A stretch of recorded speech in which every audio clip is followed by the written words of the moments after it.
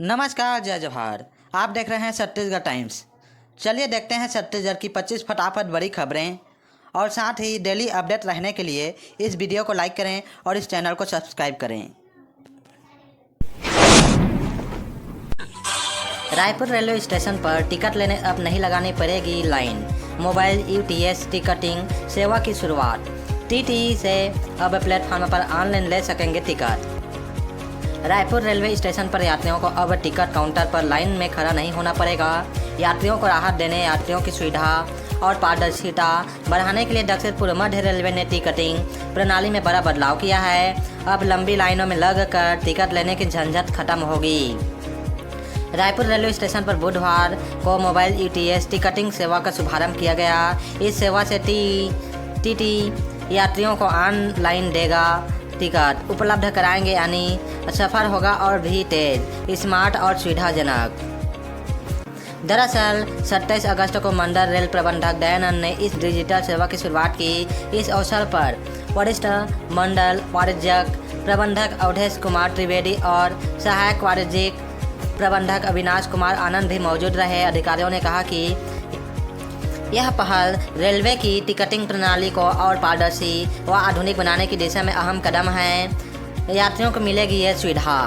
Mobile UTS ticketing सेवा की सबसे बड़ी खासियत यह है कि अब यात्रियों को लंबी कतारों में खड़े होकर टिकट लेने की जरूरत नहीं होगी। स्टेशन पर तैनात टीटी मोबाइल डिवाइस से 3 मिनट के भीतर टिकट बना देंगे। इससे अचानक सफ़र करने वाले यात्रियों को भी बड़ी राहत मिलेगी। डिजिटल भुगतान का लाभ उठाएं यात्री। वरिष्ठ मंडल वाणिज्य प्रबंधक अवधेश कुमार त्रिवेदी ने यात्रियों से अपील की कि वे डिजिटल भुगतान को अपनाएं और रेलवे की इस नई पहल का अधिकतम लाभ उठाएं। उन्होंने कहा कि अब यात्रियों को न टिकट काउंटर पर लाइन लगाने की ज़रूरत है, न इंतजार करने की। सीधे मोबाइल यूटीएस सेवा से टिकट मिल सकेगा। इससे समय भी बचेगा और सफ़र और सुगम होगा। रेलवे अधिकारियों का कहना है कि यह पहल न केवल यात्रियों को बेहतर सुविधा देगी, बल्कि टिकटिंग व्यवस्था में पारदर्शिता भी बढ़ाएगी। इससे नकद लेन देन में कमी आएगी और डिजिटल इंडिया के अभियान को भी मजबूती मिलेगी। छत्तीसगढ़ कांग्रेस को 2023 चुनाव में गड़बड़ी का शक। वोटर लिस्ट की 5 बिंदुओं पर जांच करेगी कांग्रेस। पीसीसी ने जारी किया आदेश। छत्तीसगढ़ में वोट चोरी का मुद्दा एक बार फिर सियासत के केंद्र में आ गया है। कांग्रेस ने आशंका जताई है कि साल 2023 के विधानसभा चुनाव में बड़े पैमाने पर वोटों की हेराफेरी की गई थी। इसकी जांच के लिए प्रदेश कांग्रेस कमेटी पीसीसी ने सभी जिला, शहर, नगर और ब्लॉक कांग्रेस कमेटियों को लिखित निर्देश भेजा है। इसमें कहा गया है कि स्थानीय स्तर पर मतदाता सूचियों का गहन पुनर्निरीक्षण किया जाए, उसमें गड़बड़ियों को चिन्हित कर रिपोर्ट तैयार की जाए। प्रदेश के सभी जिलों से रिपोर्ट आने के बाद पार्टी सरकार के खिलाफ बड़े आंदोलन की तैयारी भी करेगी। 5 प्रमुख बिंदुओं पर करेंगे जांच। पहला, डुप्लीकेट मतदाता। एक ही नाम का मतदाता अलग अलग वार्डों या क्षेत्रों में दर्ज तो नहीं है। दूसरा, फर्जी और अमान्य पते। ऐसे पते जहां कोई निवासरत नहीं है लेकिन मतदाता सूची में नाम होगा। एक ही पते पर थोक में मतदाता, एक मकान या छोटे पते पर बड़ी संख्या में वोटर का होना। अमान्य तस्वीरें, ऐसे वोटर जिनके नाम पर वोटर लिस्ट में है और गलत तस्वीर है। 5वां, फार्म 6 का दुरुपयोग। नए मतदाता जोड़ने की प्रक्रिया में फार्म 6 का गलत इस्तेमाल। बीजेपी विधायकों के 2 विधानसभा की वोटर लिस्ट में नाम। राहुल गांधी के वोट चोरी के आरोपों के बाद रायपुर शहर जिला कांग्रेस कमेटी ने भी छत्तीसगढ़ में वोटर लिस्ट को लेकर गंभीर आरोप लगाए थे। विकास उपाध्याय ने प्रेस कॉन्फ्रेंस कर भाजपा विधायक राजेश मुराद और संपत अग्रवाल के नाम 2 विधानसभा की मतदाता सूची में होने का खुलासा किया था। छत्तीसगढ़ मुख्य चुनाव निर्वाचन पदाधिकारी कार्यालय में शिकायत कर दोनों विधायकों के निर्वाचन शून्य करने की मांग की थी। दोनों विधायकों के पास डबल ईपिक नंबर। कांग्रेस ने प्रेस कॉन्फ्रेंस कर दोनों विधायकों और उनके परिवार के डबल ईपिक नंबर भी जारी किए थे। साथ ही 18 विधानसभा सीटों पर गड़बड़ी होने की बात करते हुए इसकी जांच की मांग की थी। राजेश मुराद के नाम पर 2 ईपिक नंबर, उम्र भी अलग अलग। प्रेस कॉन्फ्रेंस में कांग्रेस ने बताया कि राजेश मुराद के नाम पर 2 ईपिक नंबर है। रायपुर पश्चिम विधानसभा क्षेत्र के स्वामी आत्मानंद वार्ड की वोटर लिस्ट में ईपिक नंबर NHU 2317-188 है। रायपुर उत्तर विधानसभा क्षेत्र की इंदिरा वार्ड की वोटर लिस्ट में GDH 03 73 है। दोनों वोटर आईडी में उम्र भी अलग अलग है। संपत अग्रवाल और उनके परिवार के लोगों का डबल ईपिक नंबर। कांग्रेस ने बताया कि बसना से भाजपा विधायक संपत अग्रवाल का नाम 2 विधानसभा क्षेत्रों में है। उम्र भी अलग अलग है। रायपुर दक्षिण विधानसभा क्षेत्र के भक्त माता कर्मा वार्ड की मतदाता सूची के अनुसार इपिक नंबर SLT 1550-227 है। जब 10,000 से कम वोटों से जीत की अंतर वाली 18 सीटें हैं। हमें वहां गड़बड़ी की आशंका है। भूपेश ने भी लगाए वोटर लिस्ट में गड़बड़ी के आरोप। पूर्व सीएम भूपेश बघेल ने भी राहुल गांधी के प्रेस कॉन्फ्रेंस के बाद छत्तीसगढ़ में वोटर लिस्ट में गड़बड़ी का आरोप लगाया था। उन्होंने कहा था कि एक व्यक्ति के नाम पर 2 जगह पर वोटर लिस्ट में नाम है, उनके पास आधिकारिक कॉपी है। भूपेश बघेल ने कहा कि धमतरी के कुरुड के एक युवक ने उनसे मुलाकात की थी कि उन्हें मतदाता सूची की आधिकारिक कॉपी दिखाई। उस लिस्ट के मुताबिक कुरुड विधानसभा के करीब 250 वोटर ऐसे हैं जिनके नाम अभनपुर रायपुर में भी दर्ज हैं, यानी एक ही व्यक्ति 2 जगह वोटर लिस्ट में शामिल है। 7 अगस्त राहुल का आरोप, EC ने बीजेपी के साथ 7 अगस्त राहुल का आरोप, इलेक्शन कमीशन ने बीजेपी के साथ चुनाव चुराया। राहुल गांधी ने वोटर लिस्ट में गड़बड़ी पर 1 घंटा 11 मिनट तक 22 पेज का प्रेजेंटेशन दिया। राहुल ने स्क्रीन पर कर्नाटक की वोटर लिस्ट दिखाते हुए कहा कि वोटर लिस्ट में संदिग्ध वोटर मौजूद हैं। महाराष्ट्र के नतीजे देखने के बाद हमारा शक पुख्ता हुआ कि चुनाव में चोरी हुई है। मशीन रीडेबल वोटर लिस्ट में नहीं देने से हमें भरोसा हुआ कि इलेक्शन कमीशन ने भाजपा के साथ मिलकर महाराष्ट्र चुनाव चोरी किया है। हमने यहाँ वोट चोरी का एक मॉडल पेश किया। मुझे लगता है इसी मॉडल का प्रयोग देश की कई लोकसभा और विधानसभा सीटों पर हुआ है। सवाल, बीजेपी पर एंटी इनकम्बेंसी का असर नहीं होता जबकि बाकी दल इससे प्रभावित होते हैं। पहले कम तकनीक में चुनाव जल्दी हो जाते थे, अब महीनों तक चलते हैं। एक दिन में चुनाव क्यों नहीं होते? चुनाव आयोग इलेक्ट्रॉनिक डेटा क्यों नहीं देता? जानबूझकर ऐसी वोटर लिस्ट देता है जिसे मशीन से नहीं पढ़ा जा सके। आरोप, चुनाव आयोग CCTV फुटेज नहीं देता ताकि कोई सबूत न बचे। आयोग सबूतों को छुपा रहा है और फर्जी वोटिंग रोकने के प्रयास नहीं कर रहा। मांगे, न्यायपालिका को इस मामले में दखल देना चाहिए। चुनाव आयोग को चुनाव की रक्षा करनी चाहिए, न कि किसी पार्टी को जिताने का माध्यम बनना चाहिए। 1,250,000 वोट चोरी हुए। राहुल ने प्रेजेंटेशन में दिखाया 5 तरह से वोट चोरी कैसे हुई। पहला, डुप्लीकेट मतदाता 11,965 वोट, फर्जी और अमान्य पते 40,009, एक पते पर थोक में मतदाता 10,452, अमान्य तस्वीरें 4,132, फार्मेसी का दुरुपयोग 33,692। रायपुर में डेंटल कॉलेज के प्रोफेसर से 26 लाख की ठगी। स्कूटी रिपेयरिंग के बहाने वकील से साइबर फ्रॉड, 3 लोगों ने 40 लाख गंवाए। रायपुर में डेंटल कॉलेज के प्रोफेसर से शेयर ट्रेडिंग के नाम पर 26 लाख की ठगी की गई है। आरोपियों ने ज़्यादा मुनाफे का लालच दिया, फिर पैसे वसूल कर लिए। इसके अलावा एक वकील भी साइबर फ्रॉड का शिकार हुआ है। वकील ने स्कूटी रिपेयरिंग के बहाने पैसे ट्रांसफ़र करवा लिए। वकील से स्कूटी रिपेयरिंग के बहाने पैसे ट्रांसफ़र करवा लिए गए। वहीं एक महिला से ठगों ने 13 लाख का फ्रॉड किया है। यह मामले रायपुर के अमानाका, तेलीबांधा और सरस्वती नगर थाने के हैं। अब सिलसिलेवार तरीके से जानते हैं कि किस तरह से ठगी की गई है। पहला मामला, कॉलेज प्रोफेसर से ठगी। जयंत चंद्राकर ने अमानाका थाने में शिकायत दर्ज कराई है कि वे डेंटल कॉलेज अंजोरा में प्रोफेसर के पद पर हैं। उनके फेसबुक अकाउंट पर FYERS नाम से एक लिंक दिखा जिसमें शेयर ट्रेडिंग में अधिक मुनाफे की बात लिखी थी। लिंक पर क्लिक किया तो उन्हें एक व्हाट्सएप ग्रुप पर जोड़ा गया। कुछ देर बाद एक युवती ने कॉल किया। उसने VIP मेंबरशिप लेने की बात की। फिर गूगल प्ले स्टोर से FYERS नाम का एप्लीकेशन डाउनलोड कराया। कई किस्तों में भेजे रुपए। प्रोफेसर को ठगों ने मुनाफे का झांसा देकर कई किस्तों में रुपए वसूल कर लिए। उन्होंने 5,000, 60,000, 5,000, 60,000, 13 लाख, 70,000, 6 लाख, 10,000 जैसे अलग अलग किस्तों में रुपए ट्रांसफ़र किए। इसके अलावा उन्होंने चेक से भी रुपए भेज दिए। ठगों ने ही रुपए ट्रांसफ़र करने के लिए प्रोफेसर को अकाउंट दिए थे। प्रोफेसर के मुताबिक उसने अपनी पत्नी के खाते से भी पैसे ट्रांसफ़र किए। ठगों ने प्रोफेसर से 26,68,000 रुपये वसूल कर लिए। जब उन्हें पैसे वापस नहीं मिले तो ठगी का एहसास हुआ। आयुष अग्रवाल ने सरस्वती नगर थाने में शिकायत दर्ज कराई है कि वो वकील है। 24 अगस्त को उसके मोबाइल नंबर पर एक फ़ोन आया। सामने वाले ने खुद को ओला इलेक्ट्रिक स्कूटर सर्विस सेंटर का कर्मचारी बताया।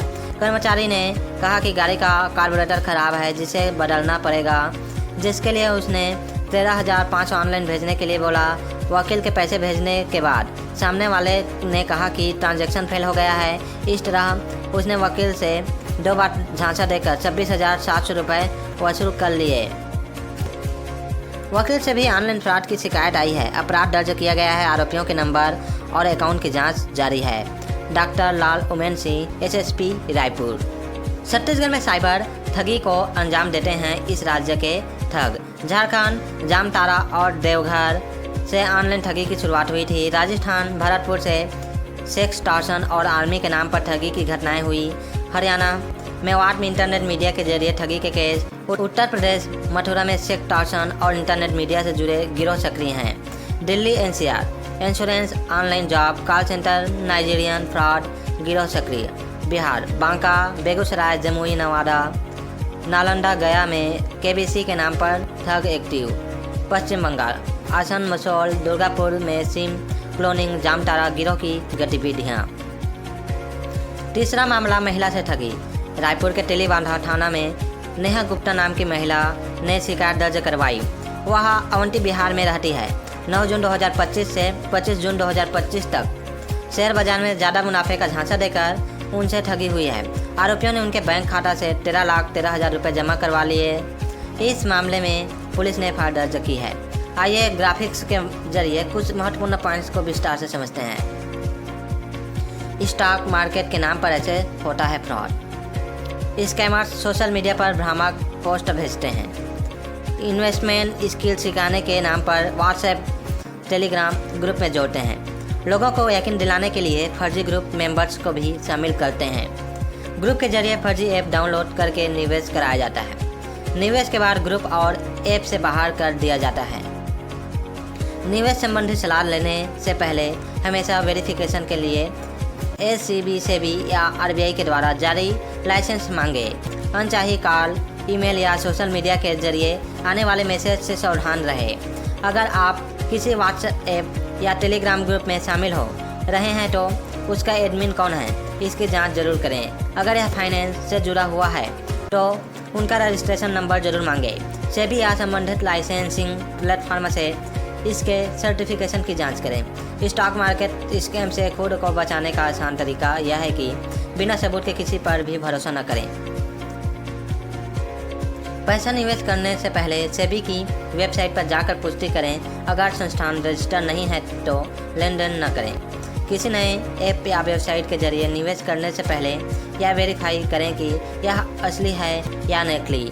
अगर यह स्टॉक निवेश ऐप है तो सेबी की लाइसेंस देखें, और अगर यह NBFC non banking finance company है तो आरबीआई लाइसेंस की जांच करें। ऐसे ऐप डाउनलोड न करें जो गूगल प्ले स्टोर पर या एप्पल ऐप स्टोर पर नहीं है। एहतियात के तौर पर अपने पासवर्ड को बार बार बदलें। साथ ही 2 फैक्टर ऑथेंटिकेशन यह एक ऐसा फीचर है जो आपके सोशल मीडिया अकाउंट की एडिशनल सिक्योरिटी के लिए एक्स्ट्रा लेयर का काम करता है। अपनी पर्सनल या फाइनेंशियल जानकारी जैसे login ID, password, bank details या ओटीपी कभी किसी के साथ शेयर न करें, भले ही कोई किसी प्रतिष्ठित फर्म, कंपनी या बैंक से होने का दावा करता हो।